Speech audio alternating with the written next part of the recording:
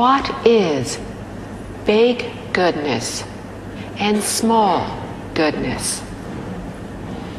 Once, there was a high-ranking official named Zhengda Wei, who was led into the underworld to be judged for his good and bad deeds. The judge ordered his records of good and bad to be brought out. When the records arrived, Zhengda was astounded that the courtyard was filled with his bad records, and his good deeds were all contained on one single scroll. The official then ordered the two to be weighed. Amazingly, the bad records, which had filled the courtyard, were lighter than the single scroll of good deeds, which were as thin as a chopstick. Zhengda asked the judge, "I am barely 40 years old. How could I have committed so many wrongdoings?" The judge answered, "When you give rise to a single thought that is improper, it is committed and it is considered an offense there and then. It does not have to be carried out to be counted as a wrongdoing." End quote. Good fortune and kindness come in both big and small sizes. The above account tells of a man who was led before the king of the underworld for judgment. The king asked the judge to bring out the records. "We have had innumerable good and bad thoughts, performed uncountable good and bad deeds during our lifetime. Consequently, there are records of every single one of these for every single one of our lifetimes. These records are kept with the king of the underworld and the ruler of the spirit world. This is why Mr. Liao taught us to have respect and fear within our hearts." After the records of Zhengda had been brought out, he saw that he had a massive amount of records which told of all his bad thoughts and deeds. On the other hand, the records which recorded his good thoughts and deeds were as thin as a chopstick. However, after the records were weighed to see which was heavier, it turned out that the thin scroll outweighed the volumes the courtyard filled with the records of wrongdoings. This was most likely because he did not commit any serious offenses, but many minor faults. Therefore, one great kind deed would offset numerous, innumerable small deeds. Upon seeing the results, the judge was quite pleased. Zhengda was a good person after all. Therefore, when Zhengda questioned how he was able to commit so many faults before he had even reached the age of 40, the judge explained to him that even if it were just an improper thought, without any resultant action, it would still be recorded as a fault.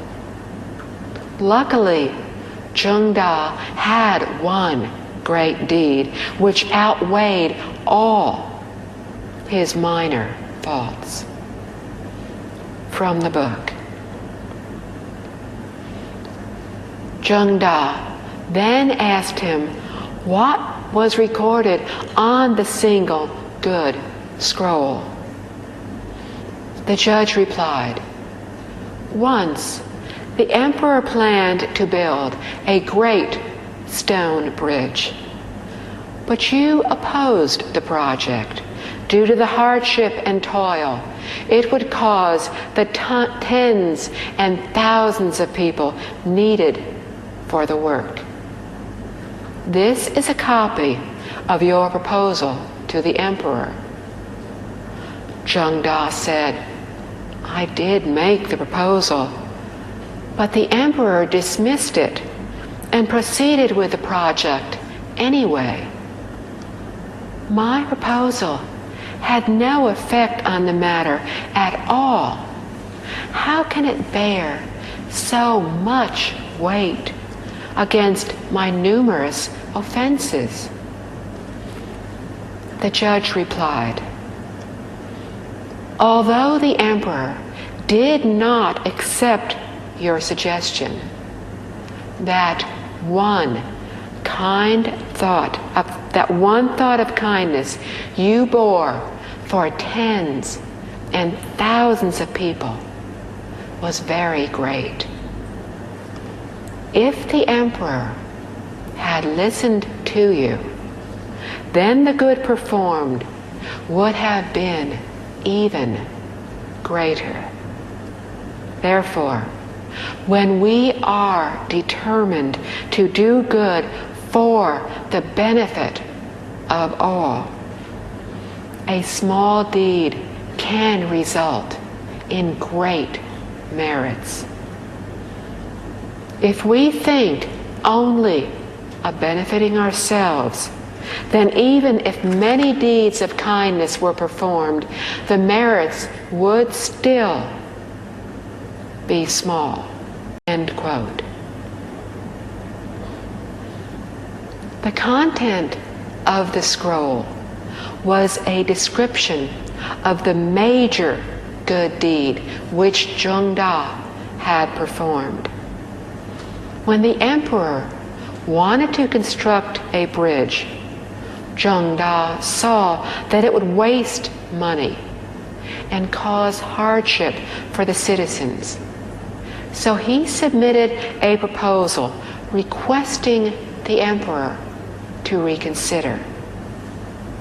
However, the emperor ignored his proposal and went ahead with the plan. Zhengda was confused. He felt that since the emperor had not accepted his proposal, that he should not have been given credit for it. But the ruler of the spirit world assured him that although the proposal was not carried out, his compassionate thought for the people was sufficient in itself to be considered a major goodness. From this important factor, we can see that what is crucial, what is most important, is our original intention. Zhengda's concern was not for himself, but for the hundreds and thousands of citizens who would suffer from such a major construction project. Even if they did not have to contribute in labor, they would have to pay heavy taxes to offset the cost of the construction. If the emperor had foregone the plan and avoided any unnecessary expenditure, then all the citizens would have benefited from it. Therefore, we can see the magnitude of goodness behind this single thought. Although the emperor did not accept Zheng Da's proposal, this does not alter the fact that Zheng Da was sincere in what he did. This signifies that his heart was true, and the deed was an example of full and complete goodness. Had the emperor accepted Zheng Da's proposal, then the significance of the act would have been even greater. When we are determined to do good for the sake of all others, a small deed can indeed be worth great merits. But when we only think of benefiting ourselves, then even if we do many good deeds, the merits will be small. However, herein lies the difference between big and small goodness. It is determined by our intentions, by whether we are thinking of all others or thinking only of ourselves and of our family. We need to understand this when we dedicate merits after reciting sutras or chanting a Buddha's name. Usually, we dedicate merits to a particular person, wishing that the Buddha would help him or her in gaining various benefits. This is what is called a small goodness. The benefits gained would be small as well. In fact, we cannot even be sure that the person being dedicated to would actually gain any benefit at all. Therefore, in cases like this, when one or more of our family members is in crisis, we should recite sutras or chant the Buddha's name and then dedicate the merits to all beings throughout the universe. We should wish that all living beings would no longer undergo illness or suffering, and that they would all be happy and healthy. When we are sincere in this thought, our family members will gain as well. Why? Because our heart is truly all-encompassing.